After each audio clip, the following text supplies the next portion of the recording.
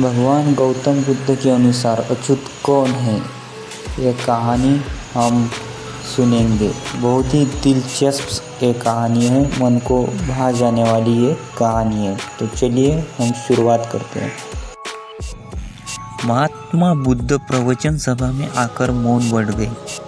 शिष्य समुदाय उनके इस मौन के कारण चिंतित हुए कि कहीं वे अस्वस्थ तो नहीं है।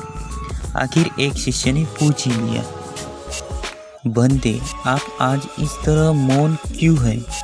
वे नहीं बोले तो दूसरे शिष्य ने फिर पूछा, गुरुदेव, आप स्वस्थ तो हैं? बुद्ध फिर भी मौन ही बैठे रहे। इतने में बाहर से एक व्यक्ति ने जोर से पूछा, आज आपने मुझे धर्म सभा में आने की अनुमति क्यों नहीं दी? बुद्ध ने कोई उत्तर नहीं दिया और आंखें बंद कर ध्यानमग्न हो गए। वह बाहर खड़ा व्यक्ति और जोर से बोला, मुझे धर्म सभा में क्यों नहीं आने दिया जा रहा है? धर्म सभा में बैठे बुद्ध के शिष्यों में से एक ने उसका समर्थन करते हुए कहा, बंदे, उस धर्म सभा में आने की अनुमति प्रदान कीजिए। महात्मा बुद्ध ने आंखें खोली और बोले, नहीं, उसे अनुमति नहीं दी जा सकती है क्योंकि वह अछूत है। अछूत? मगर क्यों? सारे शिष्य सुनकर आश्चर्य में पड़ गए कि बंदे, यह छुआछूत कब से मानने लग गई?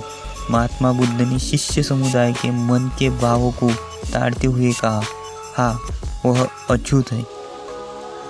वह आज अपनी पत्नी से लड़कर आया है। क्रोध से जीवन की शांति भंग होती है। क्रोधी व्यक्ति मानसिक हिंसा करता है। इस क्रोध के कारण ही शारीरिक हिंसा होती है। क्रोध करने वाला अछूत होता है क्योंकि उसकी विचार तरंगे दूसरों को भी प्रभावित करती है। उसे आज धर्म सभा से बाहर ही रहना चाहिए। उसे वहां खड़े रहकर पश्चाताप की अग्नि में तपकर शुद्ध होना चाहिए। शिष्यगण समझ गए कि अस्पृश्यता क्या है और अछूत कौन है। इस व्यक्ति को भी बहुत पछतावा हुआ। उसने कभी भी क्रोध न करने का प्रण लिया। बुद्ध ने उसे धर्म सभा में आने की अनुमति प्रदान की।